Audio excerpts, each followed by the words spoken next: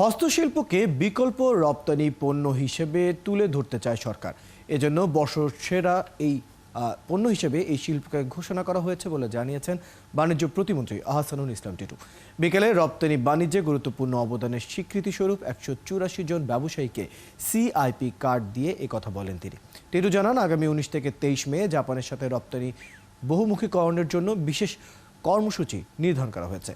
পর্যায়ক্রমে ভারত, থাইল্যান্ড সহ নানা দেশের সাথেও এই কর্মসূচি চলবে।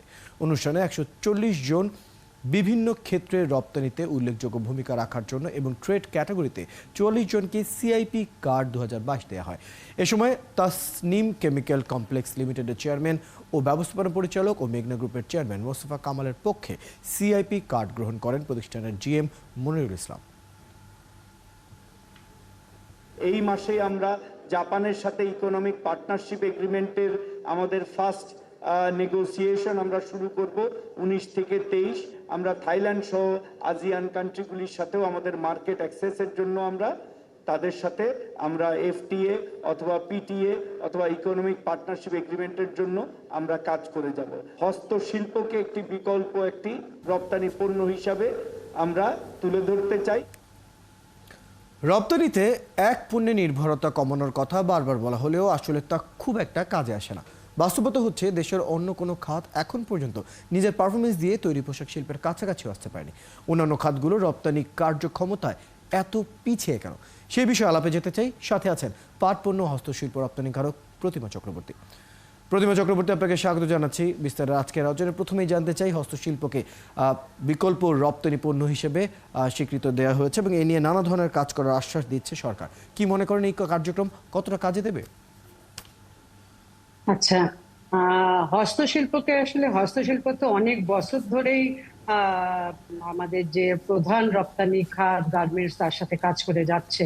কিন্তু হস্তশিল্পকে আসলে যে স্কেলে চিন্তা করা হয় এবং আন্তর্জাতিকভাবে এখন হস্তশিল্পের যে বাজার এবং হস্তশিল্প মানে একটা অনেক বড় জায়গা, যেটা বাংলাদেশে আমরা হস্তশিল্প যেটা এক্সপোর্ট করি সেটা হচ্ছে হলো আপনার গড গিফটেড যেগুলো ন্যাচারাল আইটেম, সেই প্রোডাক্টগুলো দিয়ে আমরা শুধু পাটকে বা পাট বহুমুখী পণ্য পাটকে নানা রকম তন্তু, নানা রকম গাছগাছালির যে ফাইবার, এইরকম সিগাস থেকে শুরু করে খেজুর বা তাল, আনারস, কলা, এইসব বিভিন্ন গাছ থেকে আমরা যে তন্তু বের করে আমরা প্রোডাক্ট বানাচ্ছি, সেই প্রোডাক্টগুলো দিয়ে যে আমরা বাংলাদেশে যেগুলো বলে ওয়েস্ট টু ওয়েলথ, হ্যাঁ, যেগুলো আমাদের সবাই ফেলে দেওয়া জিনিস থেকে, ম্যাটেরিয়াল থেকে আমরা পণ্য করে বাইরে করছি।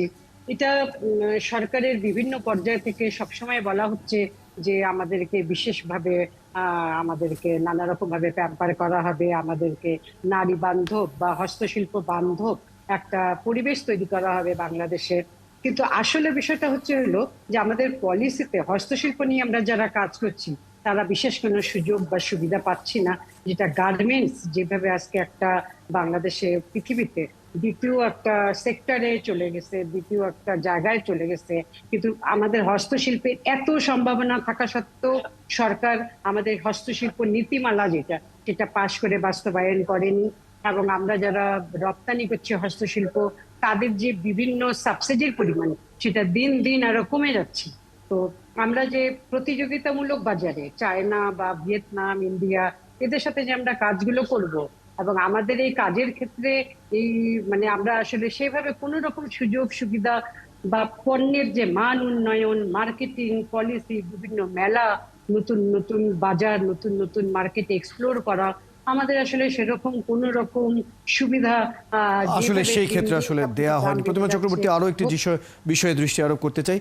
যেখানে চামড়া বা জুতা এছাড়া হালকা প্রকৌশল এবং প্লাস্টিক শিল্পের মধ্যে আমরা এখনো দেখতে পাচ্ছি না তেমন কোনো কিছুই আসলে পোশাক খাতের কাছাকাছি যেতেই পারছে না, কয়েক মিলিয়নের ঘরেই আটকে থাকছে। সেই জায়গায় হস্তশিল্প আসলে কতটুকু সম্ভাবনা দেখায়? না, আমি বললাম যে হস্তশিল্প শুধু তো হস্তশিল্পের মধ্যে অনেক রকম, চামড়া বলেন, প্লাস্টিক বা অনেক কিছু। হস্তশিল্প শুধু এরকম না যে সুতা দিয়ে বা পাট দিয়ে বা গাছগাছালির জিনিস দিয়ে, না, হস্তশিল্প একটা ব্যাপক, যেখানে আমাদের নিজস্ব মেধা আছে, আমাদের স্কিল আছে, আমাদের অনেক ট্রেনিং দিতে হয় না, আমাদের যারা কর্মী যারা দক্ষ কর্মী, গ্রামে গঞ্জে প্রত্যন্ত এলাকায় মানুষ এত সুন্দর সুন্দর জিনিস উদ্ভাবন করে, বানায়, এবং সবাই যেমন এক্সপোর্ট রেডি না, কিন্তু আমাদের কিছু অনেক সংগঠন আছে, অনেক অনেক অর্গানাইজেশন আছে যারা তাদেরকে মার্কেটে নিয়ে আসে, তাদেরকে দক্ষতা উন্নয়নে তারা কাজ করতেছে।